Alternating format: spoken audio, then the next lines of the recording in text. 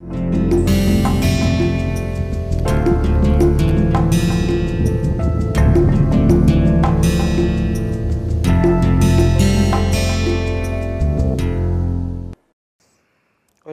you all to the first lecture of this course, which is several variable calculus,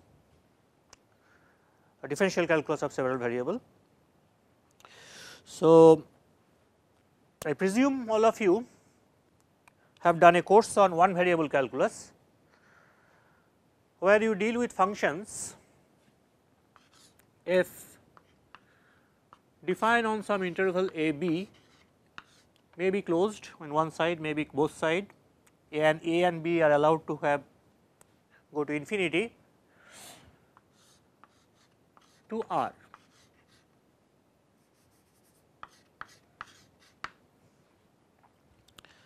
So, called real valuable functions of one variable, and you talk about their continuity, differentiability, properties of continuous function like mean value property, intermediate value property, and so on. It is okay, but very often we need to deal with functions of several variable, that is functions which has arguments x, y, z or more, that is function defined on R subsets of R 2 or R 3 or R n for in general. That is, our setup is that you have a subset U in R n, and typically our n is bigger than equal to 2. Function is defined from U to some R m, and m is typically bigger than equal to 1. If it is 1, then it is a real valued function, but arguments are several variable. Okay. Let me just cite few examples that you might have encountered such a thing already. For instance, when you solve ODEs, ordinary differential equation, even for first order, typically your equation is given by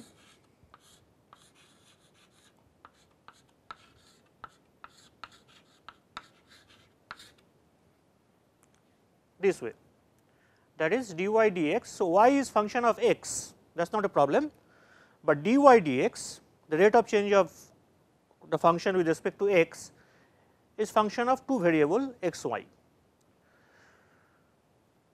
where f is defined on certain domain in R 2. For example, one differential equation like that, which you can solve very easily, and you have done it, I am sure, where let us say x and y greater than or equal to 0. So, your f x y is this function x minus y upon x plus y, and the domain is upper half plane, that is called first quadrant of the R 2, that is x and y both greater than 0. I mean, I am just giving an example. Similarly, suppose in space, so or plane, so for us plane is R 2 and space is R 3. So, let us say in plane a point is moving, and you want to find, so a point P, this is moving along a curve, and you want to find distance of P from a fixed point.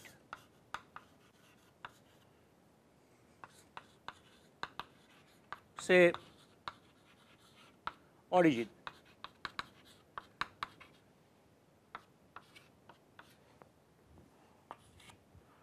So, you see at this point the distance is this, while it moves to here the distance is this. So, P is typically designated by two coordinates x and y, and while the point is moving both x and y are changing. I will write down, and you can also easily write down the function, distance function, but this function is function of two variable again. Also you might have seen in coordinate geometry equation like z equal to x plus y. This is actually saying that I have a function of x and y whose value is x plus y, and suppose I want to plot it on R3, then all of you know this is a equation of a plane in space, that is R3. One can cite many more examples, and particularly when you talk about PDEs. I write a typical PD, partial differential equation, which is dealt in any course in mathematics.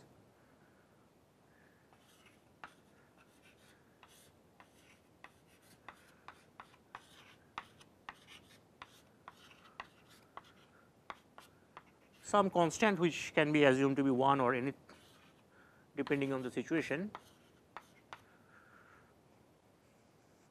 This is a famous equation which actually, let us say I have a circle on plane, and it is a think of it as a circular metal plate. This is the boundary, and this u x t x y t, this metal plate is heated and the boundary is kept. So, let us say the boundary is C, boundary is kept at a fixed temperature at a fixed level, which is a function of x and y, and u x t denotes the heat distribution of any point x y at time t, and this is the famous heat equation which is the origin of many theories in mathematics. And here also you see you have to deal with variable of 3 coordinates x, y and t. So, I am sure you can think of many examples from other disciplines, like not only in mathematics, but in physics, chemistry, biology, economics, where you actually have to deal with function like this, where functions are defined on Rn to Rm. Now, in calculus we are mostly concerned with functions which has nice property. I mean, we have to deal with discontinuous functions sometime, but calculus cannot be done, or functions which are discontinuous cannot be done by technique of calculus, they need some more advanced technique. So, as far as calculus is concerned, we are mostly interested in continuous function and functions which are better property, I mean differentiable. So, with that view, let us try to see what does continuity mean for a function of several variables. I will start humbly with the continuity, recalling continuity of function of single variable, and let us see we can generalize that idea, or how to generalize that idea to function of 2 or more variables. So, for our lecture today, we deal with continuous functions. Now, all of you can recall what is a function of, what does it mean by continuity of a function of one variable. What does it say? In layman's language, it is simple, and I tell you once and for all. Continuity means, let us say function is defined from an interval a b to r. Continuity means simply, listen to me carefully, in layman's language, you start from the left of a this is your interval a b. You start from left of a, if it is closed you can start at a, pick up the point f where the f takes values and go all the way up to, sorry, pick up start from the right of a, pick up where f is and go all the way to left of b, and u continuity means you will be able to draw the function without lifting your pencil if you are doing using exercise book, or as I am doing it in a board without lifting my chalk. Well, this is very layman's description, because all of you know that every functions cannot be plotted. So, what we mean here? Mathematically we mean that continuity is if x and y in a b 2 points, they are close enough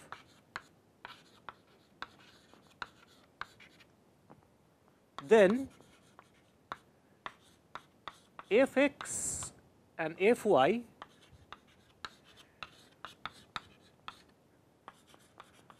are close enough. But you see this term close enough is not very mathematical, very precise. So, immediately question is how close?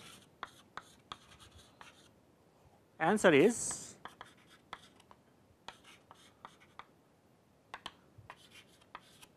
as close as possible, as desired.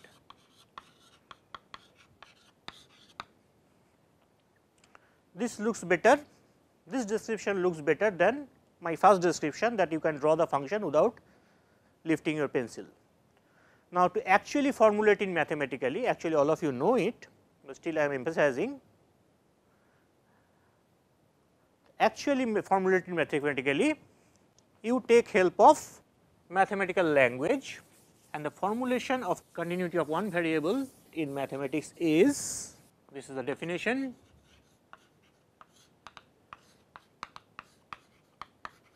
f from a b to r, f is continuous at some point x naught in a b if, all of you have seen this definition, given epsilon greater than 0, epsilon is not specified, you give me any epsilon, there exists delta greater than 0, delta of course depend on epsilon and the point x naught, such that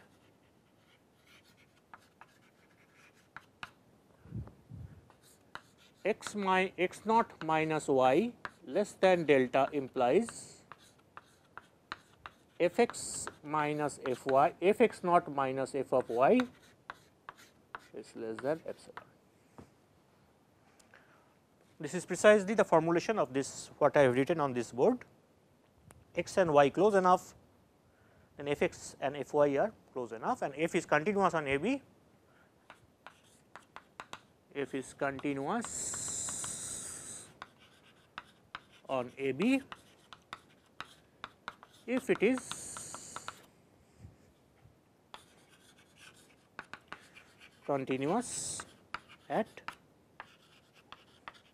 every x in a b.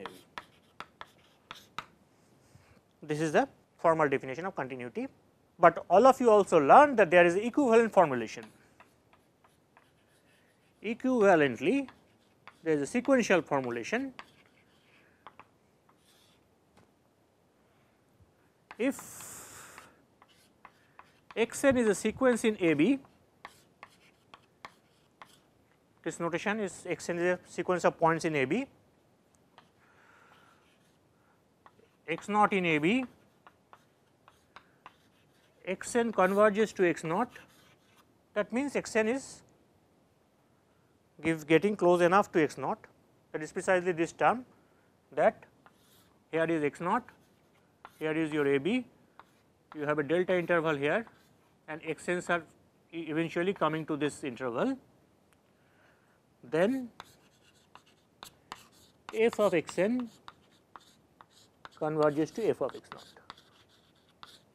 So, the value of f at x n is converged to f of x naught, and I am sure all of you have solved this problem. Thus, these two formulations are equivalent, very easy. Now, you see, to lift this for a function from some subset of R n to R m, I need the concepts of distance here. So, close is a concept, close is a adjective associated to distance. So, I need a concept of distance in R n. Fortunately, all of you or all of us know there is a well defined notion of distance which is called Euclidean distance. So, let us get to U, which is a subset in R n to R m, a function, and I have a point say x naught in U. I want to define continuity of f at x naught. So, I need a notion of distance.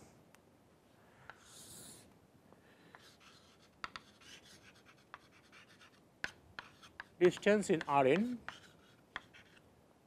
For us, for time being, we will be concerned with Euclidean distance.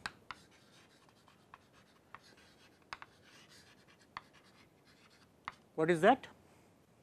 Geometrically, if I have a point here,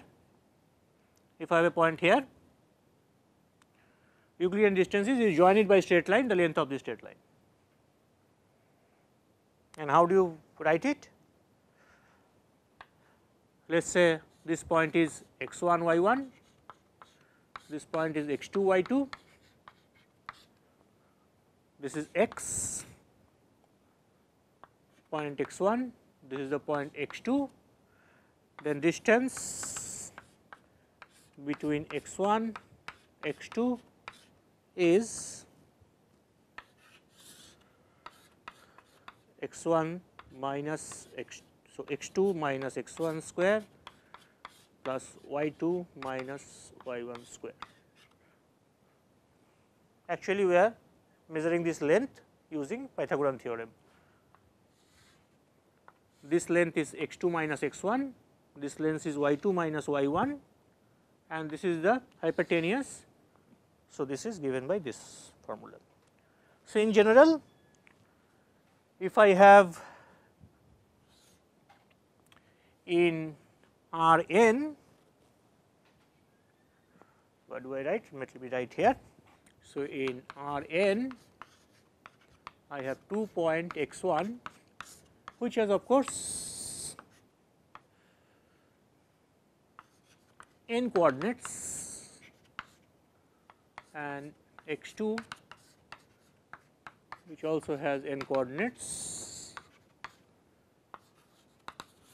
Distance between x 1 and x 2 is square root of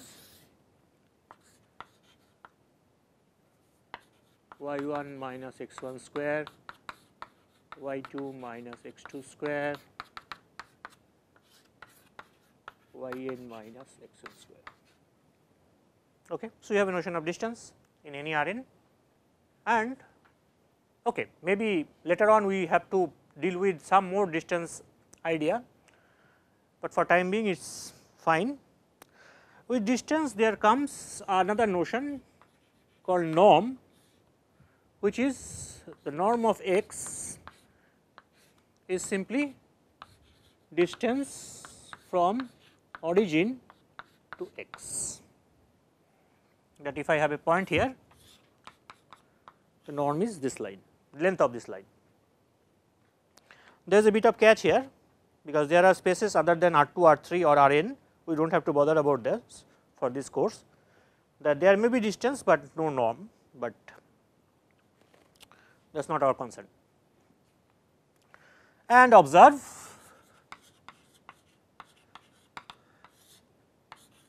with this distance between x and y, any 2 points is actually norm of x minus y.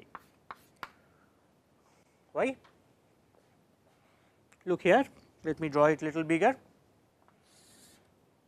Here is your x, let us say here is your y. I want this distance, and now you know the formula of vector addition. This vector plus this vector gives rise to this vector. So, this minus this will be the length of this line, which is the distance between x and y. Okay, now we have notion of distance. So, I can try to lift the exact definition of continuity from one variable. So, definition, same definition, f is continuous at x naught if given epsilon greater than 0, there exists delta greater than 0 such that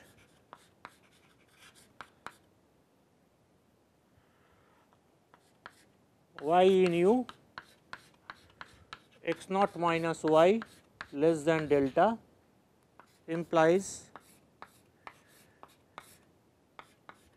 f x naught minus f y is less than epsilon. This norm notation I am following from the other board. Distance is norm of x minus y. Correct.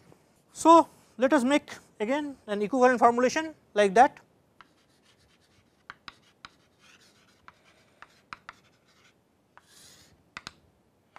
X n is a sequence in U,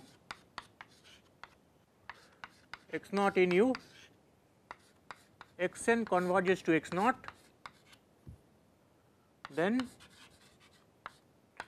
f of x n converges to f of x naught. Now, just to give a little bit of reflection here, while you say real number convergence to x naught, it means it coming to an interval around x naught. You take any interval around x naught. So, a real number convergence to x naught means you take any interval around x naught, eventually the sequence is here. Here x n converges to x naught, you are in space or you are in plane or in n dimension, then actually you mean this distance x n minus x naught, this is going to 0. So, this implies x n minus x naught going to 0. So, it means it is not an interval now. What it means that you take a ball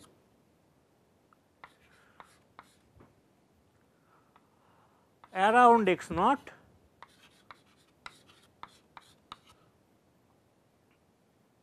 of radius delta, which is denoted by b x naught delta, and x n are in b x naught delta eventually. Eventually mean after some n all of them are there. So, instead of interval we have to replace it by ball. So, it is like here the picture is this and there the picture is, let us say in the plane I have a plane, this is my u, here is my x naught, x n convergent, x n is a sequence here, and you draw any ball around x naught of radius, arbitrary radius, x n will eventually enter this ball. That is what means, this is the convergence means in R n. Okay. So, this is the end of first lecture. Next lecture we will look properties of continuous functions, an example of continuous and discontinuous function. Thank you.